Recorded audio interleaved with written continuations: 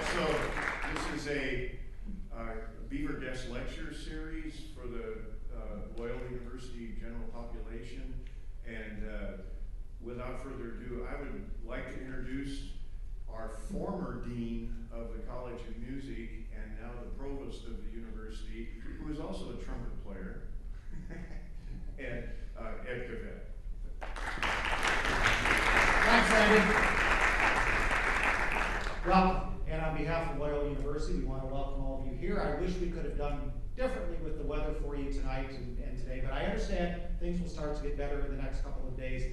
If you get a chance, please stay over the weekend. There's a football game coming up that I think some of the people are kind of interested in, and I think you might have a good time here in our city.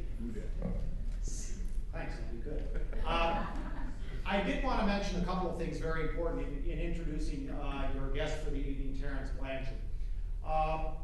Immediately after Hurricane Katrina, one of the things that the city of New Orleans was facing was a lot of out-migration, whether it was companies leaving, whether it was people who could not resettle and so forth.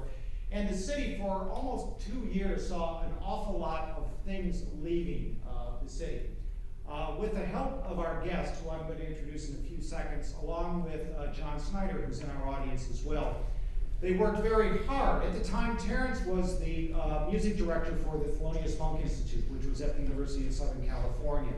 And as their norm, about every 4 to 8 years on 4-year increments, they decided to rotate locations. And as the story goes, prior to our discussions or even talking with them, they were thinking of trying to relocate somewhere back on the East Coast. I think it was Columbia and Princeton were the two universities they were looking at. And we made some inquiries once that Terence called, and I think probably called John at the time, and said, well, why don't you see if they might be willing to move to New Orleans. It's a great story because thinking of what the Thelonious Monk Institute of Jazz is all about, the notion that initially they didn't even think about coming to New Orleans, we were able to lay, my terms here, a major guilt trip on them, saying if you're really dedicated to jazz, how can you not be where jazz was born, and especially in the city of New Orleans at this point in time. So after much negotiations, visits to New Orleans to see if we were still underwater, which was 2 years later, which we said, no, it's all gone now. We were able to actually entice them to come. And it was, again, with the hard work of John and especially Terence, that we got them here. They are now in, I believe, their 3rd year here in New Orleans and have had a great success. We're very pleased for that. I truly don't need to tell you about Terence, although, as we were discussing earlier, Terence obviously grew up in the city of New Orleans, and he informed me that a lot of his high school recitals were performed right on the stage. So this is kind of a homecoming for him, if you will. But it's wonderful to have a hometown person with the acclaim that Terence has that truly still lives in the city of New Orleans. That's something that sometimes happens when they move out and come back. But indeed, Terence is a real supporter of the arts in the city of New Orleans. If any of you had a chance to see the recent movie Princess and the Frog, Terence doing the music for that, a wonderful movie, by the way. Even if you take your kids, you're going to enjoy it. It's spectacular. Well done. Terence did the music for that. You're going to have a wonderful afternoon or evening speaking with him and finding and picking his brain a little bit. So without further ado, it gives me great pleasure, the recent Grammy Award winner a few days ago, Mr. Terence Blanchard. Terence.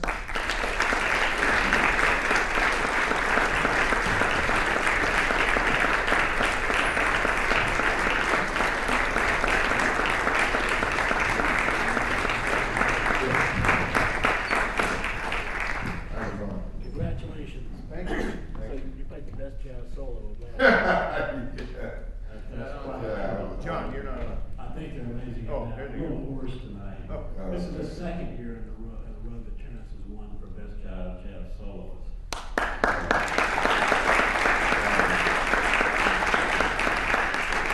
So we were here on this stage. I heard about clock studies. Yeah, man, that's right. That's right. So we were here about 3 years ago on this stage, and Terence came to talk to our students, and we have the music industry program. I'm the program director of that department here, and we had a forum, and Terence talked to the students, and on the way out, he mentioned that one was considering leaving USC, and suggested that I call Tom Carver, the executive director, which I did, and I think Terence kind of backed it up, and they did, in fact, turn to say no 10 times before they said yes, but. Well, the thing is, I remember, I got a call from Herbie Hancock is the director of the program. Tom Carter is executive director of the program. I got a call from Thelonious Month III, Tom Madden, asking me about the program. I kept telling him about your program and how well your program is doing in the long history of the music program here at Loyola and how successful it's been. And with the Monk Institute, you know, we have a very serious commitment to community outreach. And one of the things that I kept telling them was the other places that they wanted to go to didn't have the same type of love and respect for this type of music, you know, that we are trying to further enhance. And the main thing I said, you know, if you can tell me of another city that's really more deserving of the outreach that we do, then I'll back off. Right. And I'll let it go. And I think that goes back to the guilt thing that Dr. Greg was talking about, because it worked, because nobody had an answer. And they became really excited about the notion of coming here to New Orleans, and it's been very successful. It's worked out. I mean, no doubt that you guys are in the community, and you've done a lot for the community. It's very much feet on the ground. So not all jazz organizations are like that. So you walk the walk. So thanks for that. Thank you. Amen. So let's talk a little bit about you and I think we made our first record together with Dave Brubeck. No. 20 years ago. Yes. Weren't you on that Young Lions and Old Tigers record? Yeah. So Terence and I go way back to when he was a young lion. Yeah. 2 weeks ago. Yeah, you're right. So we had a great time, and you've made a lot of recordings since then, and of course, I think everybody's familiar with your work with Spike and the movies you did with him.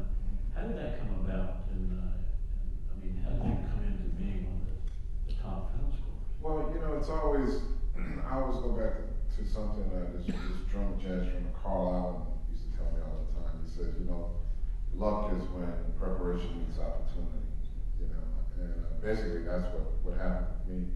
I was a session player on some of Spike's earlier films like School Days and Do the Right Thing. I remember, he remembered me because I used to wear Lakers paraphernalia to all of the sessions. You know, by him being a big Knicks fan, he didn't take too kindly to that. I didn't care. We started doing Mobile Blues, and he wanted me to coach Denzel in the film. And when we were doing the pre-recorded music for the film, we took a break and I sat down at the piano and played one of my tunes. And I was just trying to work it out. I was getting ready to do my first solo record for Columbia Records at the time. So I was just trying to figure out this little melody. And Spike walked by and he goes, man, what is that? And he says, can I use it? And at the time, he just asked me to record it as a solo a cappella trumpet. Oh. And he shot the scene with that, and then he kept thinking that it was a little empty. So then he asked me if I could write a string arrangement for it. And I said, yes. Never having written it before. A good answer. Hey, man. I knew an opportunity to stand me right in the face. So I told him yes, and I immediately got off the phone with him and called Roger Dickinson. Oh, yeah. Who's my composition instructor here in New Orleans. I said, man, I have this project. What the hell do I do? So I wrote the arrangement, and I was looking at it merely as an experience, literally, you know. And I remember getting to the studio, and because his father was doing the music, and I handed him my score, and his father said, no, you wrote it, you conducted it. And I said, really? So I started to quickly try to remember where the beats were. 1, 2, 3, 4. Oh, Roger. Yeah. I didn't try to use my left hand at all. So we went ahead and we did it. And Spike, he told me, he says, you know, Spike is very funny.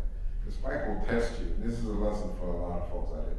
Sometimes you will get tested when you never know you're being tested. Because what I found out was, there was another guy who he had asked to do some arrangements, some string arrangements for some vocal stuff for the same movie. And he was testing both of us at the same time. Because he started asking me stuff like, so how long did it take you to write this? And I thought that was a weird question. You know, I'm like, well, it's finished. Why do you care how long it take? So after all of that, he said, you know, you have a future in this business. And I said, thank you. And then he called me to do Jungle Fever. How long ago was that? Man, was it, it must have been 89, 90, somewhere in there. So it's been 20 years. Yeah, thanks. Well, Yeah. over that period of time. No, I know. The reason why I'm laughing is because he was talking, he didn't do it, but he was talking about doing the 20th anniversary of Do the Right Thing. Okay. Dude. Now you know, right? Yeah, right, 20 years. So in that period of time, though, you've done all his movies, right, and others? I've done all of his, most of his movies. There were two that I did do, Girl Six and He Got Game. But everything else I worked on, and I've done a lot of other films as well. I'm slated to work on a film right now. Actually, I'm supposed to be working on it right now. It's called Red Tails. It's about Tuskegee Airmen, and it's produced by George Lucas and directed by Anthony Hemingway. But we had to push it back because Anthony's here shooting Tremaine for HBO. So we're gonna wait until he finishes that. So I've had 2 months off. That's nice, huh? Oh, it's great. Don't get used to it. I know, man. It's kind of hard to get back to work. So can you talk to us about your process of composing for films? I mean, what do you do first? You know, the interesting thing, John, is that it's been evolving, man. You know, when I first started working on films, you know, well, I still try to really get to know the film. I watch the film a number of times, you know, because what I really want to get a sense of, first of all, obviously, is the overall arc of the story, but then you want to get a sense of the pace of the film, you know, where the film slows down, where it moves, whether it needs music to kind of push the storyline along, all those types of things. So I'm always eager to get a copy of the film rather quickly. But like with Red Tails, well, let me back up. And then once I do that, you know, I may start, you know, coming up with some thematic material for the film. On the piano? On the piano, yeah. And start sending that off to the director. So I was going to ask you, what role does Spike play in preparation for music? Spike is very different from every other director I work with. Oh, You know, in that I will send him stuff, you know, on the piano for him to sit down and kind of listen to. And what he does is he'll start to assign things to certain characters and situations. But with Red Tails, what I've been doing with this thing is, man, I've been creating these like rhythmic and sonic palettes for the film, because it is a World War II movie with a lot of action, and I want to be able to take a lot of these rhythmic things and have them move in and out of each other. And I'm trying to do it in a way that will service the film, but also pay homage to these African American soldiers. So I'm trying to bring a sense of their ethnic background into what it is that I'm doing. So it's been taking me a minute, and having these 2 months off has really been great, because it's taken me a minute to just figure out how to do that and still service the film. You know, Percy Heath was. I know. So very proud of that too. I know. Do you, when you go about the process, do you derive your inspiration from the movie itself, or do you read the story too, or do you develop the characters, the actors? Well, see, with this type of movie, it's all of the above. I mean, you know, because you got to remember, I'm coming off of working on Miracle at St. Anne's, so that's a Buffalo Soldiers movie. So we did some research for that as well. So I'm still in that frame of mind. So it is about the movie, but it's also really about paying respect and homage to the guys who gave their lives and didn't, you know, getting their love from this country, you know, for what they did. So the best thing that we can do for them is to do something that honors their sacrifice, but do it in a way that's still very entertaining, because we want the movie to be successful. The reason why you want it to be successful is not for monetary reasons, it's so that it can stay on the forefront of people's minds, and you know, and it can create some debate and get people to learn about who these guys were. Well, honor something that needs to be honored. Yes. Tell you a funny story. The director told me. He said, "Man, you know, they shot the film in Warsaw, so they flew some of the airmen over, you know, and he said, man, when the guys got to the set was so realistic, you know, the guys were saying, man, it'd be great if you guys could leave. And they actually started to try to ask the guys if they could fly the P-51 fighters again. That's it. Yeah, yeah. So, on the movie about Katrina, that score is so powerful, and the drums in the beginning of that score, where did that idea come from? That came from Spike. You know, he wanted to do a drum thing, and we were trying to figure out exactly how to do it and see, you know, one of the things about being a composer, man, I have no ego with none of that, when any of that stuff is concerned. You know, I knew I had some ideas about it being, you know, a distinctly New Orleans rhythmic thing. But man, I had Zigaboo, Adonis Rose, Shannon Powell, I can't remember who else was there, so there were some other drummers. Zigaboo was just hanging out in the studio. So we started to put this thing together, and I said, hey man, come in, why don't you add something to what it is that we've been doing? And that was one of the first things that we did, and it was great because it really set the tone in my mind for the rest of the score. And we just put those guys in the studio, and we just let them do their thing. And that's very much a serious representation of kind of what happens here in New Orleans a lot of times. You know, in terms of all these converging ideas that will come together to create something very unique and different. When you're composing, do you find yourself favoring a certain section of the orchestra or certain sounds? No brass or anything? I try not to. Would you do anything? Yeah, probably. I mean, you know, I think my orchestrator, you know, told me to don't write another cello solo, please. You know, 'cause I love cello, and sometimes I guess it does happen. And you know, with Spike, which is different from everybody else, Spike has a really great memory, and we've worked together so long. He always tells me, okay, so what instruments haven't we used yet? What instruments, what sounds haven't we featured? So we try to, you know, stay on top of it. But when I'm working with other people, you know, if you're working with guys for the first time, then it's something that I really have to be concerned with. And I try, that's why it's interesting that you ask that question, because now, as I was telling you earlier, things have evolved a bit. Because I was talking to Thomas Newman, man, and Harry Gregson Williams, and those guys, you know, they hit me to their process in that, you know, before they score the film, they create sonic palettes, you know, which are basically colors, you know, that they draw from to score the film. You know, and they try to stay within it once they create it, because in that way you have the continuity, but you created a sound for the film. You know, as opposed to just writing and then orchestrating.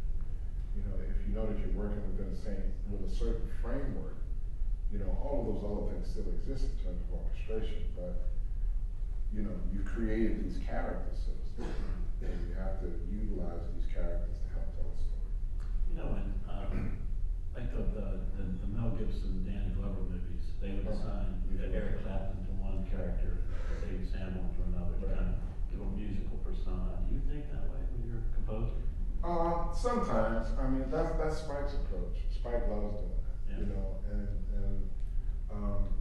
I try to mix it up a bit because I look at the instruments as being, I look at the instruments as representing emotions more so sometimes, you know.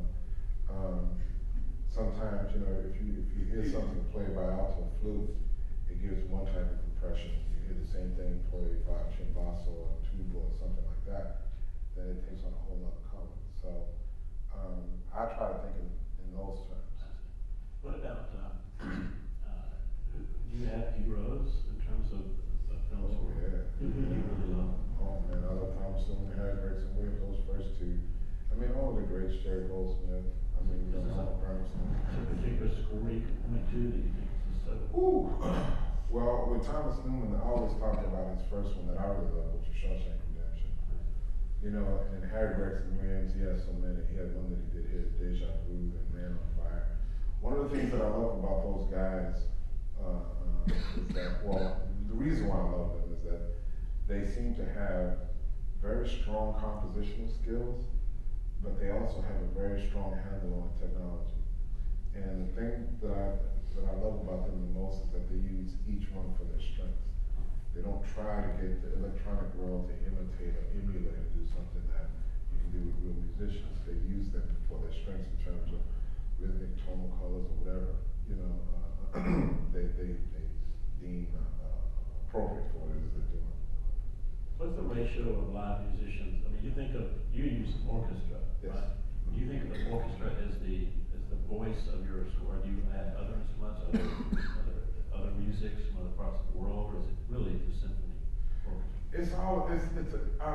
When I'm scoring, man, you really start to, okay. When I'm working with Spike, I always hate to say that, but Spike is very unique in that regard. Because Spike is very, very knowledgeable about music. So he's very unique. He knows a lot. He tries to act like he doesn't, but he does. So when we did Miracle at St. Anna, Spike told me, no synthesizers. So I said, okay, fine. So we had a 96-piece orchestra, and the whole score is written for a 96-piece orchestra. Now prior to that, when we did Inside Man, we had, I think we had the same size orchestra, but then I created a lot of other things. I've been getting into programming my own sounds and created some pads, created some loops. Took some of the recorded things, put it into digital form and threw some effects on it and kind of did some weird stuff with it. Actually, I pulled that off on one scene in Miracle at St. Anna. Spike didn't realize it. What we did was, I don't know if you know the movie, but at the end of the movie, where a little boy comes back, he's handing the head to one of the soldiers. It's just a simple melody, but what we did was we took the string part and we gave them the part in retrograde. And we recorded it that way, and then we flipped the track back so that it would start, with the sustaining, and then it was a very, very interesting effect, but it's a very subtle effect. Interesting. How long does it take you to do this? Is it a 3-month, when you get the call and you deliver, is it 6 months, 9 months? For me, it's about 8 weeks. But I tell you, it was funny, man. I was on the panel with Thomas and Harry in LA for the LA Film Festival, and somebody asked that question, and I looked at them. I didn't say a word. I said, let me see how long you guys take. And for them, it's about 6 months because they work the way they work, the type of deals that they strike. But for me, it's been about 8 to 10 weeks, and so that's why I think pre-production in my case is extremely important. And let me just say this, the thing about being in the film business is that when you hit the studio, you have to hit the ground running. You have to have everything prepared, because at least I'll try to have everything prepared, because there's going to be changes. There's going to be something that the director's going to want to change, and you may want to change, and I want to have the time to do it. I've seen a couple of directors, man, they shoot themselves in the foot because they get to the studio and they still haven't finished writing the score. And it just puts you in the hole because it just creates a lot of work. Yeah, 96 musicians waiting on you. Yeah, crazy. Well, why don't we talk a little bit about Monk? Before we leave that, do you have a favorite score that you've done? No. You like them all? No. Yeah, I mean, it's the kind of thing where, I look at all of them as being a piece of who I am, and, me growing from them. I mean, Inside Man had its thing, when I did Barbershop, I learned a lot from that. I did another film called Dark Blue, where I learned a lot from that. Original Sin, which is a different type of movie, which stretched me in a certain way. So I'm looking forward to doing Red Tails too, because some of the stuff that I've been working on, I'm really excited about, and that's going to take me in a whole new direction as well. Well, if I might ask one other question about that, if this is inappropriate, you can tell me, but are these work for hires? Are you're being hired? Is Yes. Straight up work for hire deal? Oh, yeah. They pay you a fee and Yeah. I mean, for the most part, the way it works is that, the bigger pictures, it's like that. For the smaller pictures, smaller budget pictures, you work different types of deals where you may get a piece of, you may get your royalties up front, or you may get a piece of a movie or something like that. Well, for Monk, and you bring in, the Monk Institute brings in 8 to 10, this year is 6, I think. Yes. Students who are considered to be the top of their field. And you're gonna train them to be the educators and the artists of the future in that job. Well, how do you go about that? What's the philosophy? What's the first thing you tell them? Well, the first thing that we try to tell them is that, you know, whatever they're thinking is not necessarily wrong. You know, if it's different from what's happening in the rest of the music scene. You know, we try to make them feel comfortable with who they are. You know, that's the first thing. The other thing we try to do is always try to get them to question what it is that they do. I'm always asking them questions, you know. In some of the classes that I've had in the past, man, they used to make jokes about me because they never get past like 4 bars of a tune. Because I would stop and say, okay, why did you play that? Why did you play that? Or I would stop and say, can you sing his solo? Can you sing what he played? Yeah, because you know, I think it's important, you know, sometimes in this creative world that we're in, we can be so self-consumed with what it is that we want to do. We're not paying attention to what's going on right around us. And a lot of times when you're trying to create music, there's a lot of assistance that's right at your fingertips. You know, and the thing that I always tell guys, I said, you don't have to do it all. You know what I mean? You don't have to create it all. That's the whole reason for having a band. You know, you can start out playing an idea. Somebody may answer your idea with an idea, and you can kind of, you know, if you think like a composer, when you're improvising, you can take those ideas and develop a song. You know, so we do, and then also try to break them out of bad habits, because sometimes learning how to, one of the things I've seen is that with young jazz musicians, when you're transcribing solos a lot, you start to take on that personality, and you start to resolve your phrases the same way. You know, so a lot of times with the guys, they play 4-bar phrases, or they play 8-bar phrases. So we do an exercise where we'll take rhythm changes, and I make them trade on 6 bars, because it's even though it's not an odd number, it's kind of odd for the pairing in the traditional jazz sense. And the idea is whoever starts, they start playing an idea, the next person has to pick up that idea and go on, and then we go up a half step every chorus. And the reason for doing that is to break them out of the habit of playing their pet phrases, but make them really think about what it is that they're doing, and make them keep their place in the form and whatever key that they're in. So it's all mental. Do you discern the difference in your playing after that exercise? Oh yeah, definitely. Because what starts to happen is that when we go back to playing, they start to play a little freer, you know, because now, you know, they may hear that their phrase can go across the ball line, or it doesn't have to go up until the ball line. They can stop anywhere.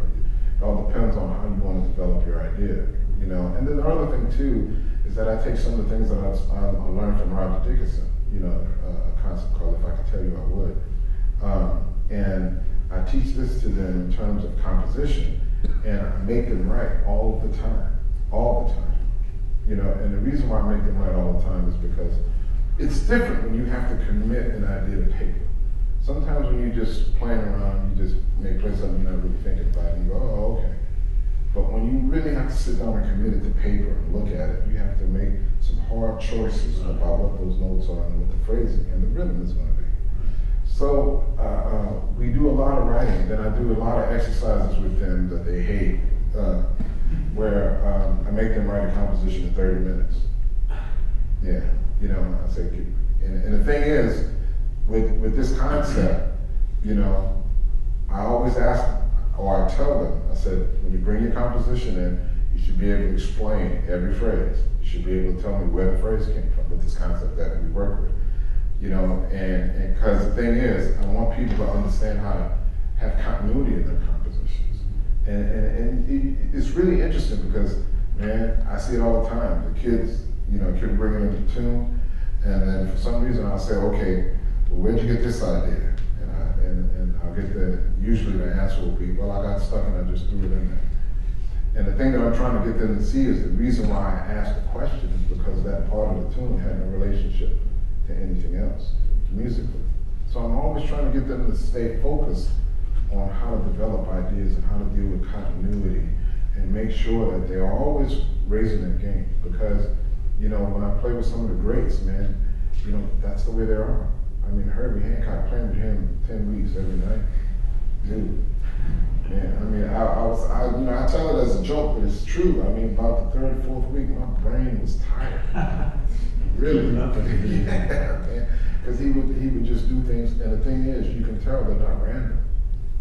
You know, they're all with a purpose. You know, you can tell he's done a lot of work. So, you know, with these young guys, I want to make sure that even when they leave the program, they're on a path of learning and discovery that's going to benefit all of us as music artists. So that basically that's what you want from them, that's your goal for them, is to set them up as a way of thinking, a way of advancing, and then they go out.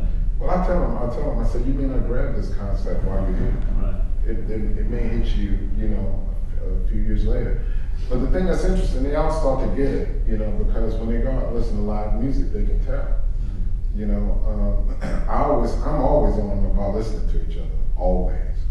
You know, and you know, the first semester it's hard for them to buy into the concept because everybody comes in, you know, young students are, you know, holding on to what it is they develop. But when they start to go out and hear some of the greats play, they start to see what I'm talking about, and that it's not my concept. Yeah. I'm not claiming it. It's not anything that I've created. This is stuff that's already been out there. This is where these guys have been playing. These are things that I picked up from being around them. And it's the thing that's interesting about it is that sometimes people don't talk about it. You know, one of the things that I tell my students all the time too is that, you know, you got to be careful in this business because some of the great musicians, they notice everything, but they don't talk about it. That's for sure. Yeah, but they notice it all. Yeah. Well, can we? How do you teach improvisation?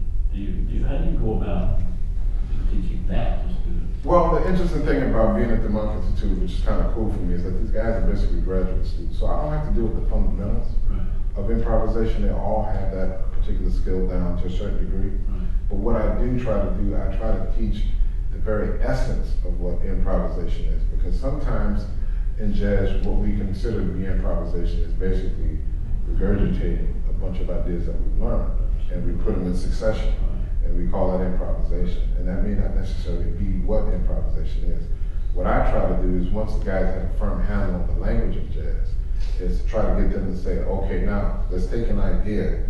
And the thing that you find is that guys get lost. And the reason why they get lost is because they use those phrases as a means to keep their place. And the thing that I try to get them to see is that no, you have to think like a composer. You have to be free flowing. You have to allow the music to come to you. And you have to allow yourself to develop those ideas. Don't be bound by what it is that you practice. You know, sacrifice yourself to the moment in music at that time. And the thing that I always say is that when you do that, you probably will play something that you've never thought you would play before. You know, and it may not be perfect, but that's how jazz was invented. Somebody goofed. Well, Blake used to say. You know, so.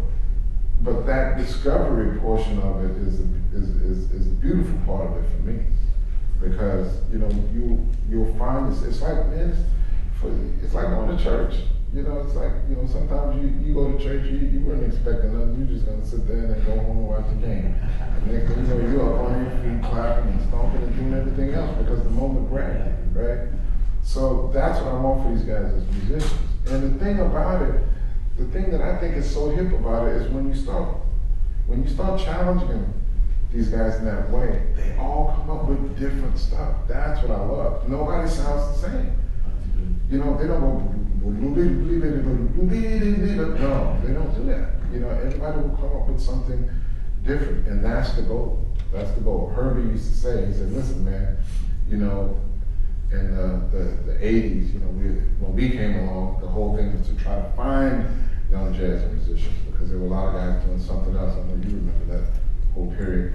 He said, but that's over with now. We won that battle. The thing now is to get guys to be innovators, to be themselves, not to be bound to the tradition of jazz. I know that's a controversial thing when you say it like that, but the tradition of jazz is to break tradition. Do you think that the academic approach to jazz is a good thing? I mean, is it counter to what you just said, or is it? I think it always is a good thing. But the thing is, when you're dealing with an academic approach, you have to deal with the basic intent of the approach.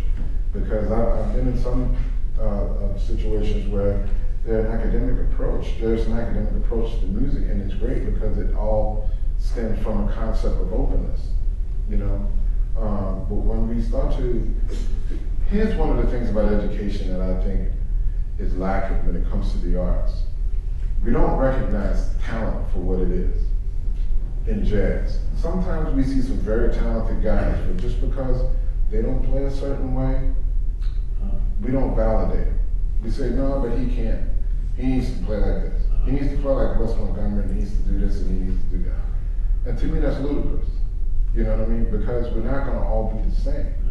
You know, if the person has a technical ability, proficiency to play their instrument, they understand the fundamentals of music, and then they have something different to say, I say go for it. You know, for me, there's a fine line between that, because when you tell certain students that, some students think that's a license to just be free, and that's not what I'm saying. You know what I mean? There's still a fundamental approach to playing music of any genre that we all have to adhere to. A certain level of proficiency we should try to, you know, strive for. But within that, you know, some of my earliest students at the Monk Institute, man, were kids who were ridiculed, and now they're admired, you know, for their efforts, because people said at first, oh man, that guy, he could, yeah. But one of them, it's interesting, man, he played in my band, and he played with Herbie after he left me, Leonel Weke.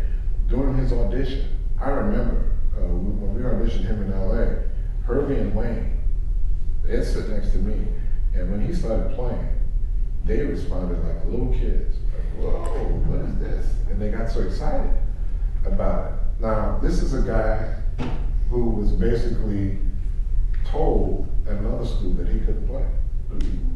Yeah. And it's because he didn't play the way people wanted him to play.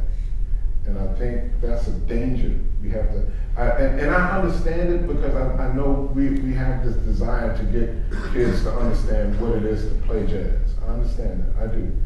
But when you see talent, you have to recognize it. For what it is. For what it is, not fear it, not try to control it. Well, why don't we talk about your band for a second? Now you're going to go back on the road in a couple of weeks, right? Yeah. Good luck with that. Yeah. Have you made some? Did you make some changes, or what do you intend to do now with that band? It's funny. I was just talking to Kendrick Scott about that about an hour ago. We're still trying to figure that out. I mean, we have a new bass player, Michael Tuger's playing bass with us now.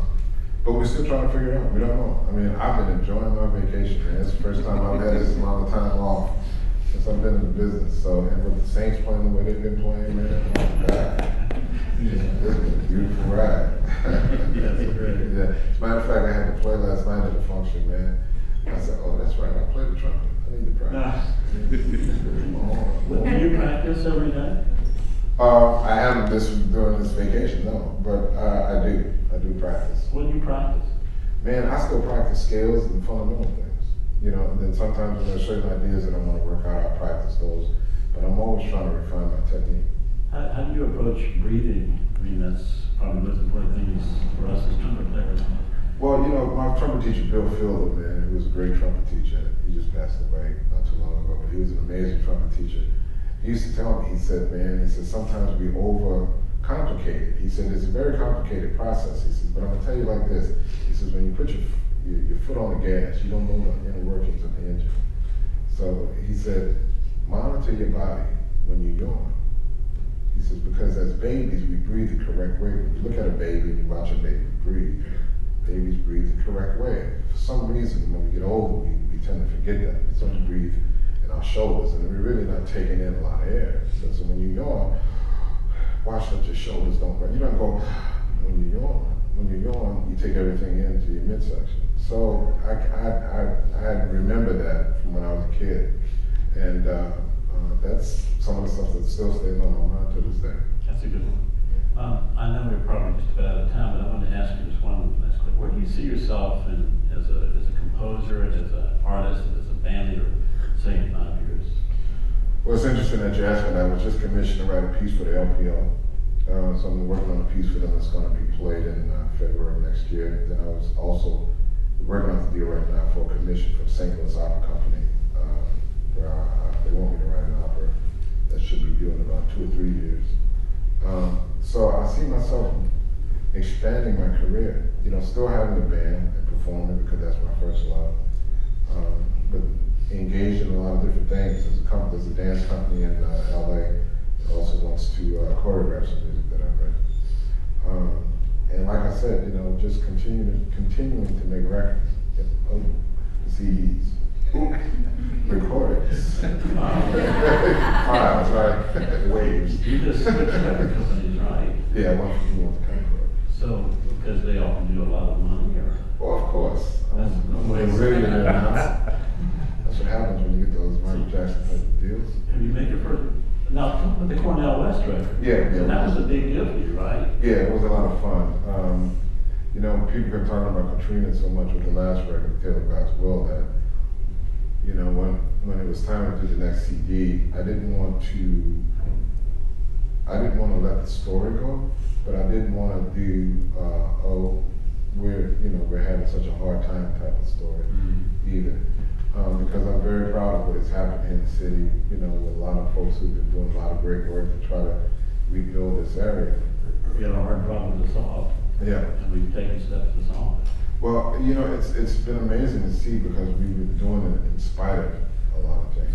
And a lot of people have been coming together in ways that we probably wouldn't have come together without the hurricane. So it's been great to see that. So when it was time to do this next CD, it was all about choices. And I started thinking about the whole notion of choices and the choices we make in our political leaders, the choices we make, and, you know, just everything, everyday life.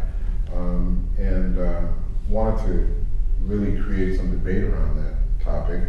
And when I thought about it, I said, man, I didn't want to write songs with lyrics and stuff that dealt with that. You know, it's not really my thing. And so I thought about spoken word. And Dr. West was the first person that I thought of. He didn't mince any words, did he? No.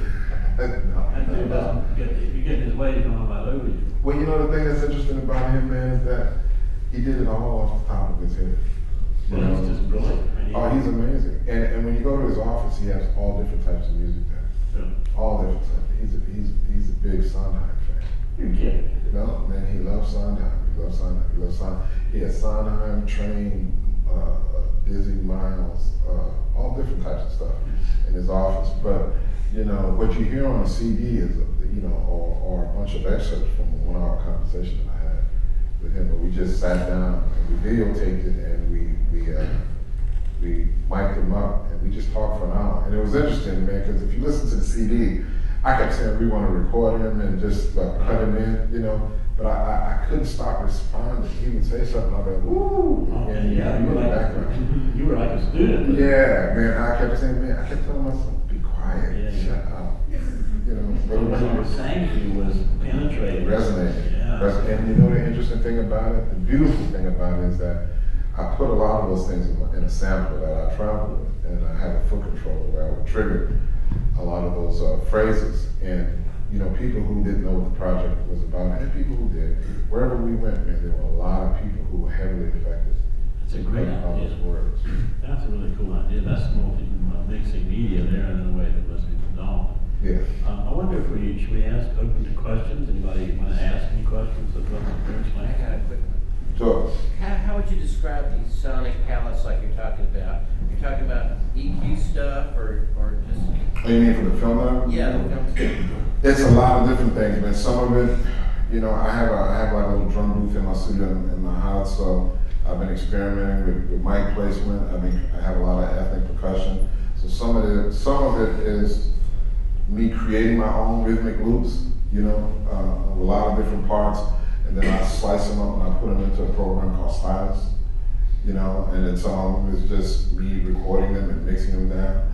Then I've been creating my own sounds, and there's another program that I'm using called Alchemy that I've been using to program a lot of sounds. I take a bunch of samples that I've had and I create a lot of different types of pads and different types of melodic instruments with those. And so I'm coming at it from a lot of different angles, you know, because for me it's about, well, first of all, I'm just having fun doing it. I mean, that's the real side of it. But then the other thing is trying to have my own sound, you know, because I think one of the things that happens when we deal with this technology is that we always want to rely on libraries.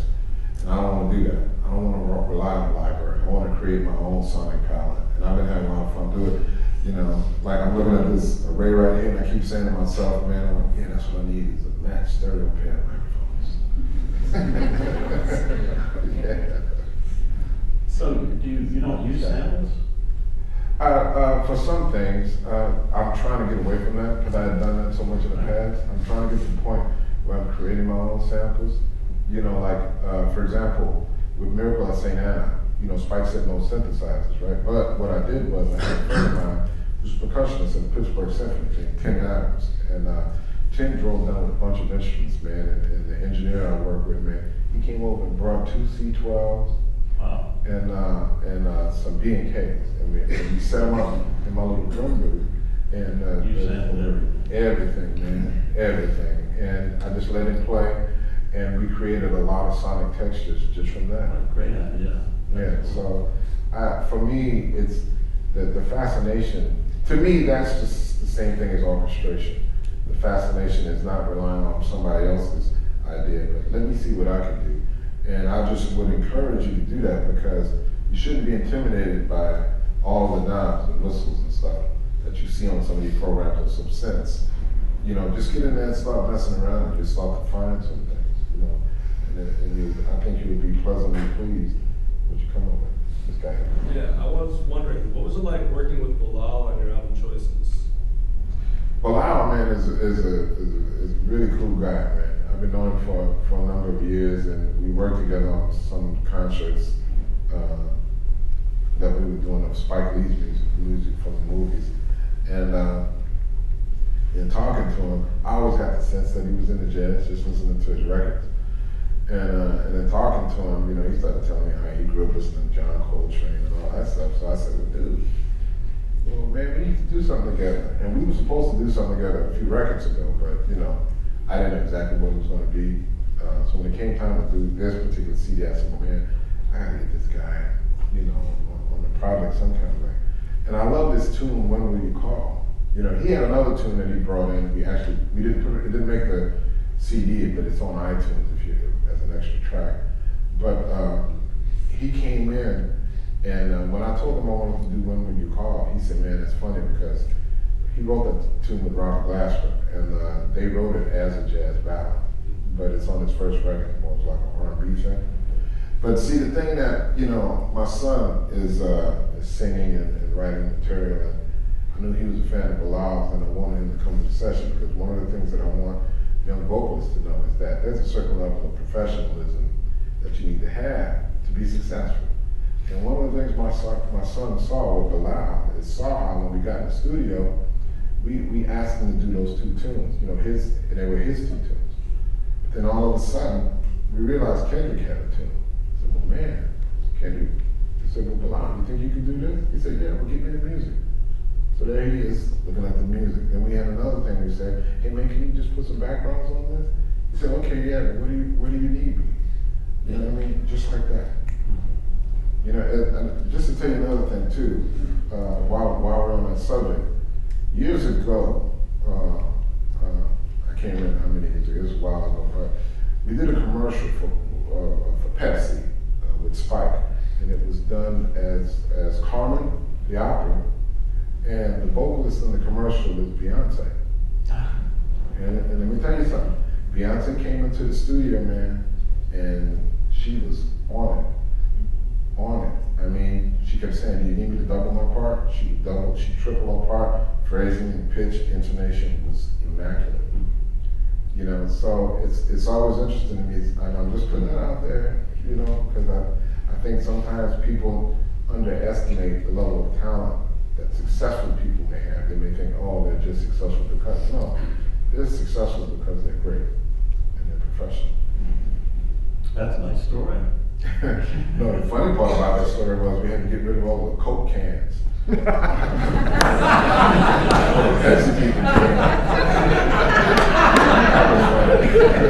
should have seen him clearing it up. Hurry up. And I think somebody I was drinking a Coke and they took it.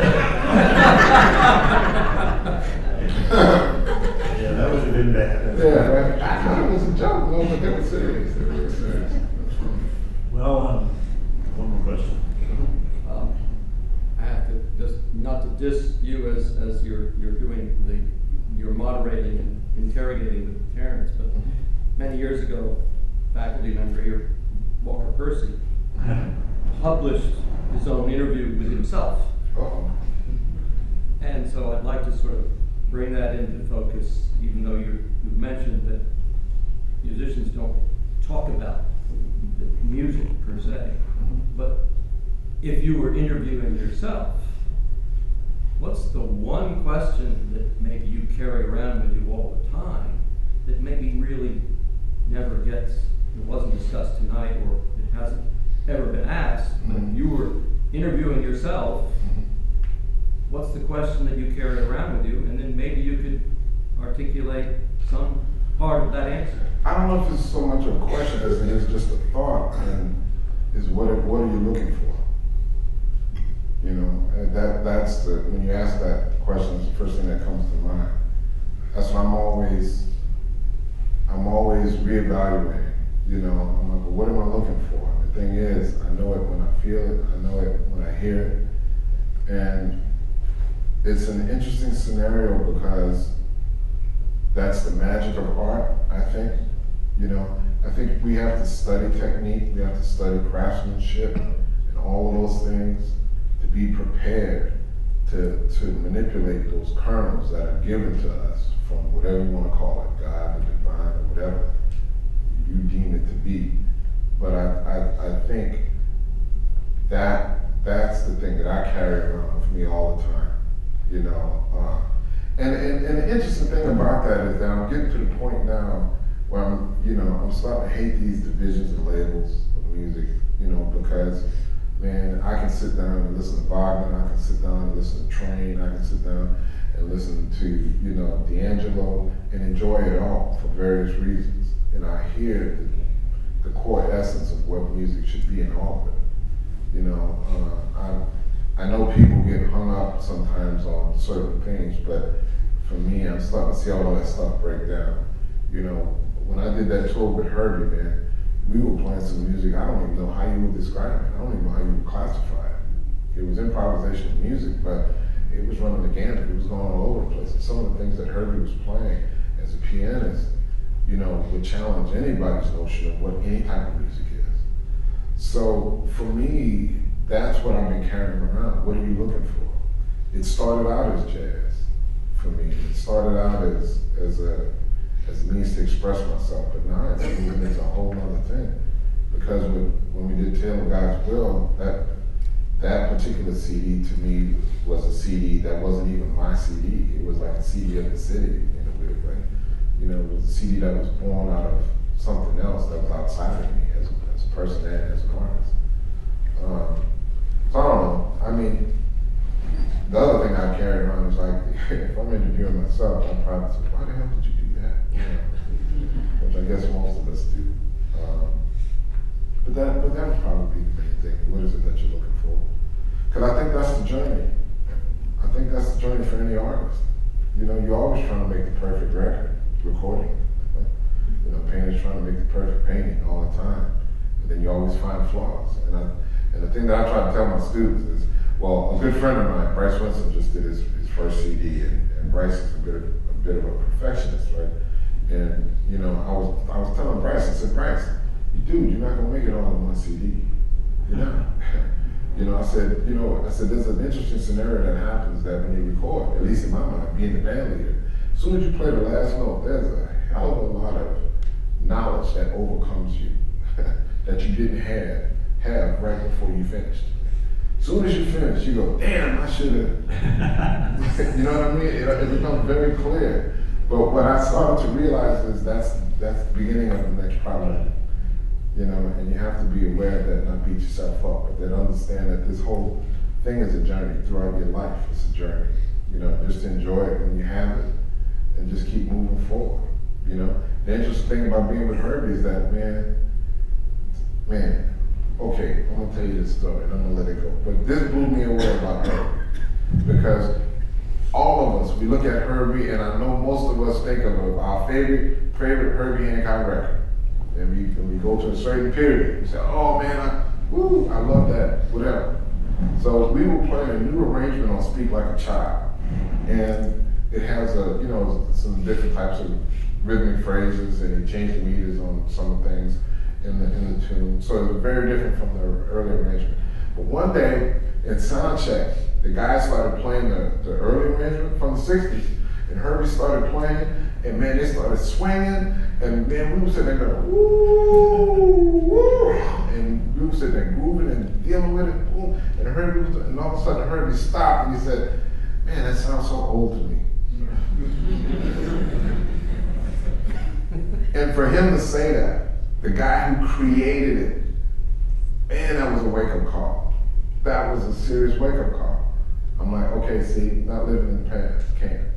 You gotta keep moving forward. And you keep moving forward, and you keep enjoying what you're doing, and that's the thing that inspires you to want to be better, want to do more.